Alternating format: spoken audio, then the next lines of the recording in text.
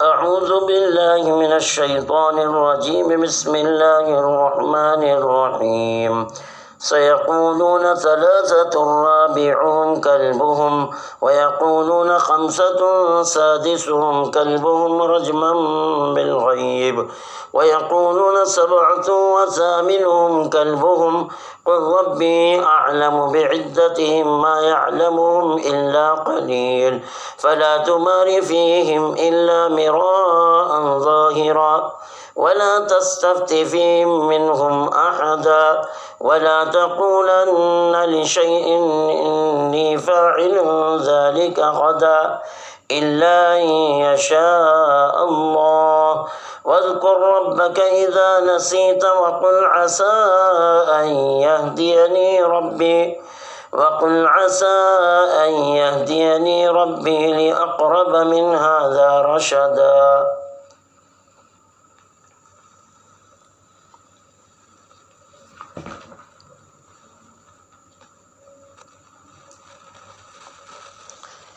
یہاں بات چل رہی ہے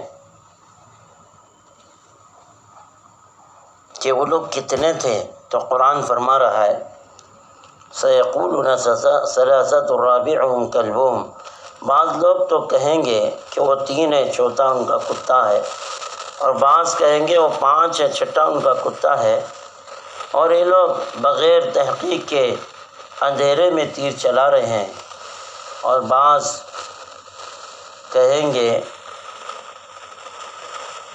کہتے ہیں کہ وہ 7 ہیں، 8واں ان کا کتا ہے. یعنی رسول اللہ صلی اللہ علیہ وسلم کے زمانے میں اصحاب کہف کی تعداد کتنی تھی، اس میں اختلاف. کچھ لوگ یوں کہتے ہیں کہ وہ 3 تھے، چوتھا ان کا کتا ہے، اور کچھ لوگ یوں کہتے ہیں کہ وہ 5 تھے، چھٹا ان کا کتا ہے. قرآن کہہ رہا ہے کہ یہ تو اندھیرے میں تیر چلانے کی طرح ہے، اپنی طرف سے بات یہ پیش کر رہے ہیں. کتابوں میں لکھا ہے نجران کے عیسائی، جس میں 2 قسم کے فرقے والے تھے، رسول اللہ صلی اللہ علیہ وسلم کی خدمت میں بیٹھے تھے. اصحاب کہف کی تعداد پر ان کا آپس میں اختلاف ہوا. ایک کا نام جو سید تھا، اس نے کہا کہ وہ 3 تھے، چوتھا ان کا کتا تھا. دوسرا جو فرقے والے تھے جن کا نام عاقب بتایا جاتا ہے، اس نے کہا 5 تھے، چھٹا ان کا کتا تھا. رجم کہتے ہیں تیر چلانے کو، اور الغیب کہتے ہیں غائب میں، یعنی اندھیرے میں.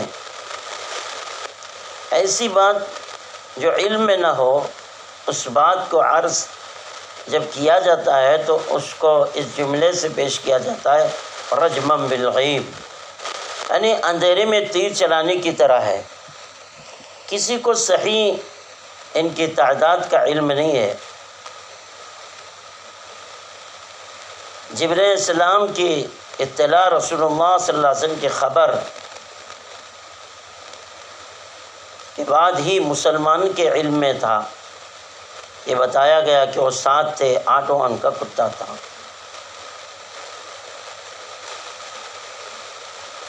لیکن ایک عرب کے قاعدے کے اعتبار سے گنتی میں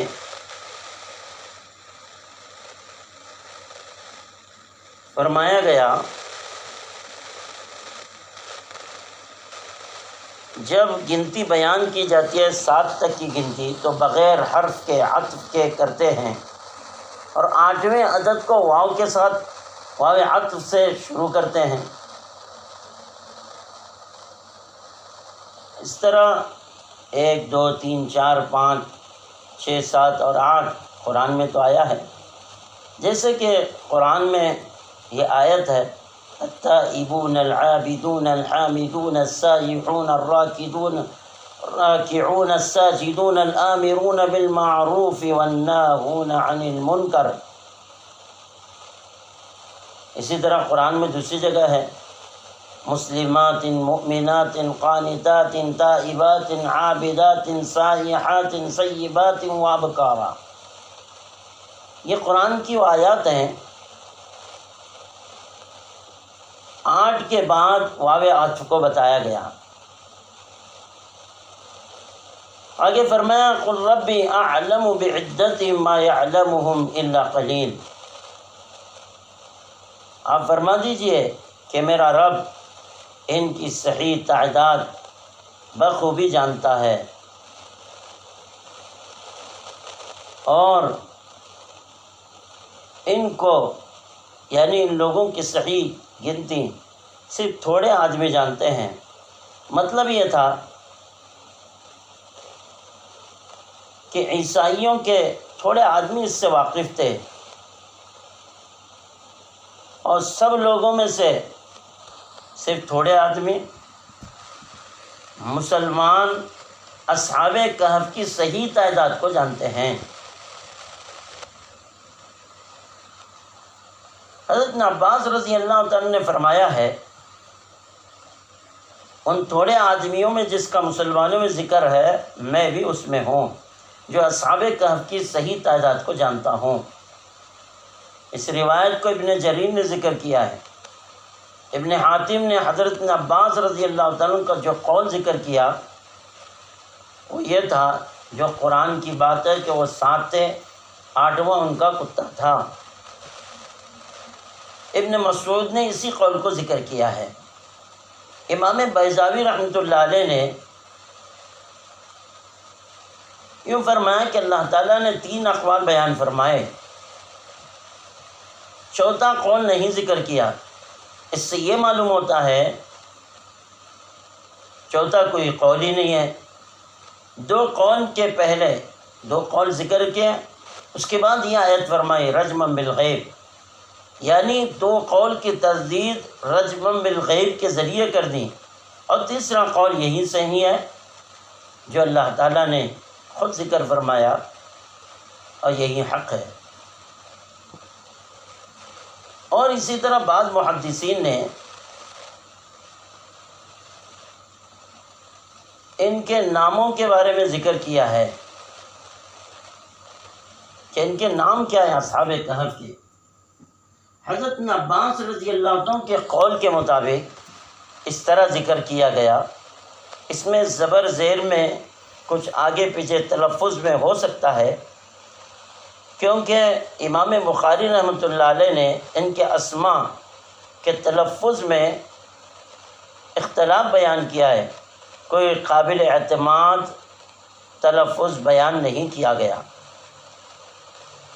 لیکن اس طرح نام لکھے ہوئے ہیں مکسل مینا، تملیخہ، مرتونس، سنونس، سارینوس، زونواس، کعس، تطیونس۔ جو آخری نام ہے، جب یہ جماعت شہر سے، افسوس اس وقت شہر کا نام تھا، جب یہ نکل رہی تھی تو راستے میں ایک چرواہا ملا، آخری جو نام ہے یہ ذکر کیا جاتا ہے کہ یہی وہ چرواہا ہے۔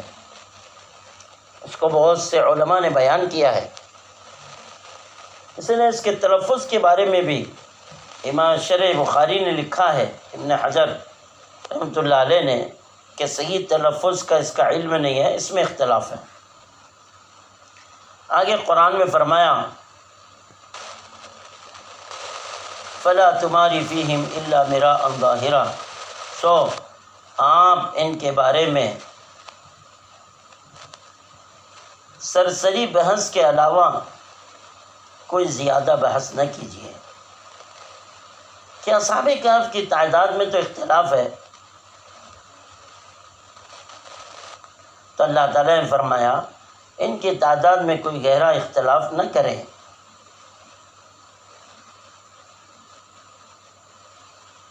کیونکہ ان کی تعداد میں اختلاف پیدا کرنا ایک جاہلانہ قرار دینا ہے، کیونکہ قرآن نے اس کو صحیح چیز بیان کر دی، اسی پہ اعتماد رکھنا ہے اور یقین رکھنا ہے۔ اس کی تعداد میں زیادہ قرآن فرما رہا ہے زیادہ بحث نہ کریں۔ آگے فرمایا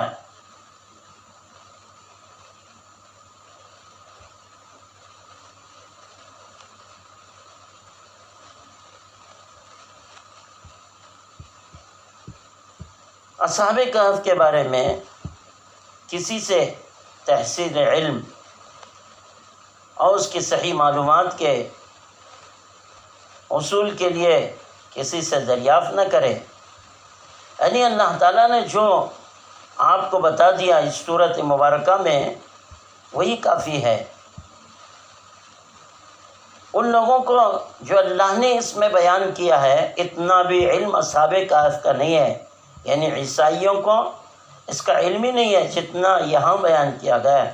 اللہ نے بہت سی چیزیں بیان کی، اللہ نے فرمایا اس کے بارے میں اب سوالات نہ کریں، اب سوال کرنا یہ بے سود ہے، جبکہ اللہ نے ان کے قصے کو قرآن میں بیان کر دیا۔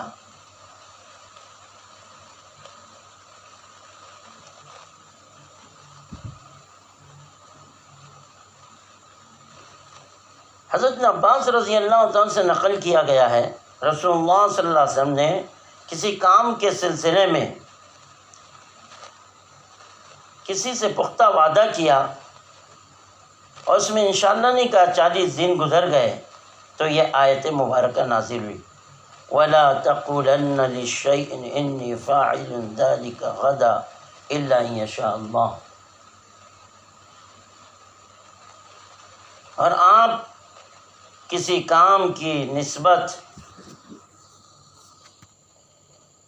یوں نہ کہا کیجئے کہ میں اس کام کو کل کروں گا، آگے فرمایا مگر اس میں خدا کو ملا لیجئے، یعنی اللہ تعالیٰ کو اس میں ملا دیجئے، یعنی انشاءاللہ ضرور کہیے۔